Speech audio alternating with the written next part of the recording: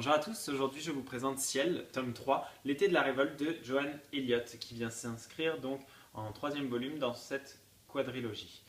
Donc, la résistance s'est mise en place et continue à perturber l'intelligence artificielle qui est le Ciel, qui a pris le pouvoir à travers le monde. Et donc pour combattre cette résistance, l'intelligence artificielle décide de mettre en avant sa nouvelle espèce, celle qui doit remplacer l'être humain dans les 80 prochaines années, au terme de l'existence du dernier homme, à savoir un croisement entre l'homme et la machine. C'est en Peter que commence cette espèce, puisqu'il est trafiqué par l'intelligence artificielle pour être la nouvelle apparition sur Terre.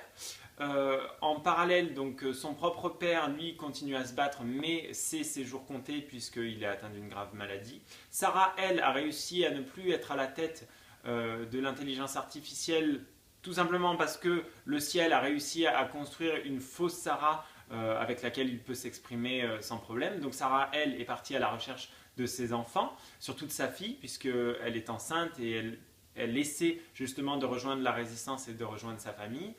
Quant à Thomas, son fils, il continue à travailler plus ou moins pour le ciel en faisant son possible pour aider la résistance. Donc il joue un double jeu.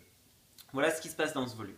Donc j'ai trouvé que ce volume il était un petit peu plus court, que tout se passait beaucoup plus rapidement et qu'à part la grosse révélation de l'espèce émergente, on n'apprenait pas grand chose. Donc j'espère que c'est parce qu'on se prépare à un quatrième volume qui sera explosif, qui va nous en mettre plein la tête, mais pour l'instant je l'ignore. Donc on continue à suivre nos personnages, ils commencent doucement à rassembler et moi il me tarde de vraiment voir cette famille recomposée pour l'avoir affronté en unité le ciel. L'écriture, elle est toujours aussi bonne. On se balade dans ce nouveau monde qui fait un petit peu froid dans le dos, voilà, qui arrêtera Cyanure.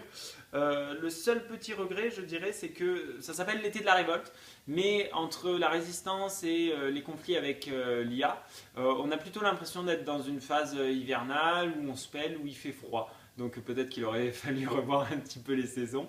Reste que c'est un roman qui est agréable.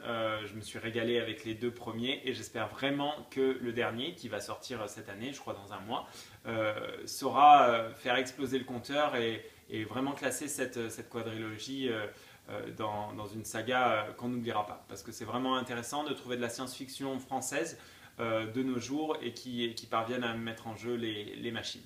Voilà, donc si ça vous dit, c'est le troisième tome de Ciel, l'été de la révolte de Joanne Elliott, paru aux éditions Gulfstream. Voilà, et moi je vous dis à bientôt pour un prochain vlogéo. Bye.